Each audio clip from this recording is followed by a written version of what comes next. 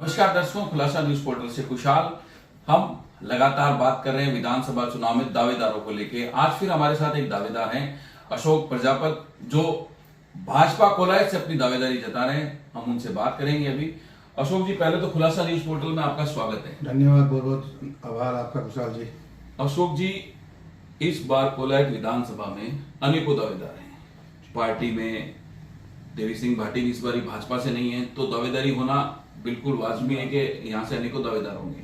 हमारा एक सीधा सा सवाल है आपसे कि कोलायत में पार्टी भाजपा आपको टिकट क्यों दे? क्या आपका मजबूत स्तंभ है, क्या आधार है जो मजबूत देता है कि अशोक बोबरवाल को कोलायत से टिकट मिलनी चाहिए? सही सवाल है आपका। अभी मुझे टिकट क्यों दे, इसका सीधा सीधा एक शब्द में जवाब आके मैं पूरी बात बताऊंगा कि मैं पिछले लगातार 2003 में जब बीजेपी से चुनाव लड़े थे गोपाल जी गहलोत, उससे पहले 92 में मैंने बीजेपी ज्वाइन की, 92 में मैंने बीजेपी की सक्रिय सदस्यता ली। उसके बाद विभिन्न पदों में रहते हुए भाजपा के लिए काम किया। कभी भी ऐसा नहीं आया कि आदमी बदलते गए, लेकिन हमने हमेशा फूल को अपना कैंडिडेट माना। भाजपा का कमल का निशान जिसके पास है, हम उसके साथ रहे। परिस्थितियां कोलायत में कई 2003 के चुनाव में हम लोग पूरी तरह से मुस्तैदी के साथ चुनाव लड़ा। उसके बाद लगातार हर कार्यक्रम में हम कोलायत में रहे। बड़ा स्तर ये रहा कि पिछले 4 सालों से लगातार मैं कोलायत में सक्रिय हूँ और प्रत्येक जाति के साथ मेरी सामाजिक बात करें तब भी 35 से 40 हजार के बीच कुमार समाज के वोट हैं, लाख से प्लस ओबीसी के वोट हैं। मैं ओबीसी की नेतागिरी करता हूँ। उसके अलावा मैं सामान्य जातियों में ब्राह्मण हैं, राजपूत है, जाट है, बिश्नोई है, बनिए हैं, सभी जातियों के लोगों का जो भाव है वो उनके साथ संबंध और उनके साथ जो लगाव है मेरा बराबर है। तो 36 कौम जो है वो चाहती है कि साफ सुथरी छवि का, लेकिन अपनी बात को प्रशासन पर रखने वाला और स्थानीय व्यक्ति हो। तो मैं स्थानीय हूँ। मेरा परिवार, मेरा जन्म गजनेर से कोलायत से है। मेरा परिवार सारा कोलायत रहता है। मेरा ननियाल बीटनोक है, मेरे छानी है, मेरे घर बहन भाई भतीजा उनके ससुराल वहाँ है। तो पूरा कोलायत में एक बड़ा कुनबा, एक बड़ा सामाजिक नाते भी और सेवा के नाते भी मैं कोलायत से जुड़ा हूँ। आज भी लोग जो है बीमार होता है कोई आदमी, तो एक विश्वास कोलायत की जनता का मेरे प्रति है कि रात को 2 बजे फोन करेंगे तो अशोक फोन उठाएगा और हम कहेंगे हॉस्पिटल में आना है, तो मैं हॉस्पिटल में जाता हूँ, उनके इलाज के लिए प्रयास करता हूँ। कहीं किसी को ब्लड की जरूरत होती है तो आपसे, हम सबसे, जिससे भी जरूरत पड़े कह करके मैं ब्लड की व्यवस्था करवाता हूँ। मैं उस समय नहीं पूछता कि आपकी जात क्या है। मेघवाल समाज का एक बड़ा धरा वहां पर कोलायत में रहता है। लगभग 70,000 से प्लस वोट हैं SC/ST के। तो SC/ST के जब भी कोई आता है, मैंने कभी आज तक नहीं पूछा कि आपकी जात क्या है, आपका गांव कौन सा है। किसी ने फोन किया, साहब मैं बोल रहा हूं और ब्लड की जरूरत है, तो मैंने आपसे कहा, मैंने खुद ने कहा, जो भी जिससे भी कह करके व्यवस्था करवा करके मैंने कहा और उनकी व्यवस्था करी, प्लस हमेशा पॉजिटिव रिजल्ट रहा है। तो लोगों का एक भाव है कि भी ऐसा व्यक्ति जो जनता के बीच में नॉर्मल होकर रहे लेकिन प्रशासन पे भी पकड़ रखे।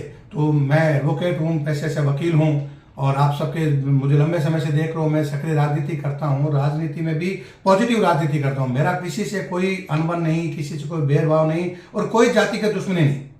मैंने हर चुनाव में, बाकी कई बार ऐसा होता है कि आपके लोग पसंद नहीं है तो आप उसके एंटी चले जाओ, मेरा ये रिकॉर्ड रहा सर, हर चुनाव में मैं फूल के साथ रहा हूँ, चाहे वो किसी भी विधानसभा का हो। तो ये मेरे लिए बड़ा चीज है। कोई जाति ऐसी नहीं है जो मेरे विरुद्ध हो, सब लोगों को मैं पसंद और मुझे वो पसंद है। तो ये पारिवारिक सौहार्द जो है वो कोलायत की जनता के बीच मेरा बना हुआ है और जीतने का बड़ा कारण यही है। उसके अलावा एक कारण और है, वो जबकि सबके लिए है, वो तो मोदी जी का चेहरा है, भाजपा का सुशासन है और एक जो महिलाओं को आरक्षण मिला है उसमें मातृशक्ति की जो है वो भी प्रशंसा है। युवाओं के लिए जो मोदी जी ने किया है, देश का जो गौरव बढ़ा है, ये बहुत सारे कारण है। निश्चित रूप से कोलायत में इस बार कमल खिलेगा और मुझे टिकट मिली तो हजारों की संख्या में, बड़े अंतराल से, जो आज तक कोलायत में अंतराल से नहीं जीता होगा, फिर मैं जीत के आऊंगा।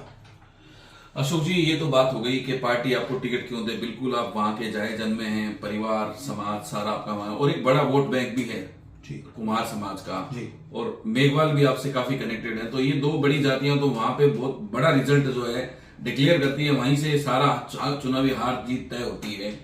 ये तो बात हो गई संगठन में आपको टिकट देने की कि टिकट क्यों दे। अब अगर आप अशोक प्रजापति को भाजपा टिकट देती है और आप चुनाव जीत जाते हैं, मौजूदा अभी यहाँ कांग्रेस के मंत्री हैं, आपको क्या लगता है ऐसे क्या काम थे कि जो अभी तक कैबिनेट मंत्री जो कोलायत में जो समस्याएं थी उनको समस्याओं का समाधान नहीं कर पाए, वो समस्याएं आज की भी वहां वैसी की तैसी हैं?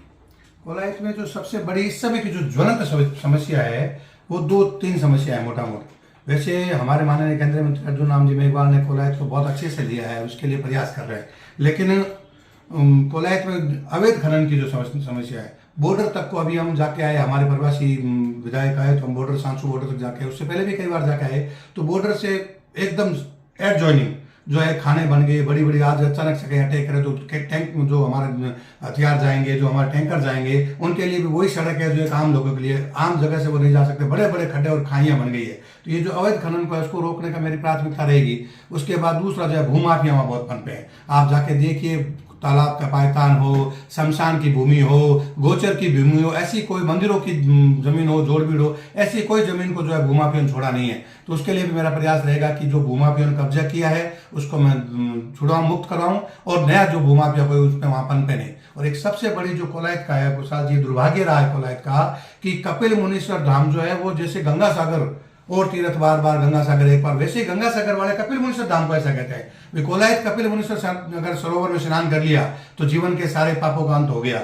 और आप बीकानेर के लिए भी आप देखते हो, हरिद्वार जाकर के आते हैं, जब कोई आदमी एक्सपायर हो जाए तो उनकी अस्थियां विसर्जित करते हैं, उसके बाद जो राख है उसकी कोलायत में डालने जाते हैं। तो हमारा भाव कोलायत के प्रति जुड़ा हुआ है, लेकिन कोलायत सरोवर, कोलायत का जो ये सिस्टम है वो अब तक डेवलप नहीं हो पाया। कोलायत को पर्यटन स्थल बनाना चाहिए था, वो नहीं हो पाया। कोलायत के सरोवर के बीच में जो पानी बह करके आता है उसके बीच में अतिक्रमण हो गया है, तो अतिक्रमण मुक्त करवाना, इस सरोवर को, कोलायत पूरे धाम को बड़ा डेवलप करना।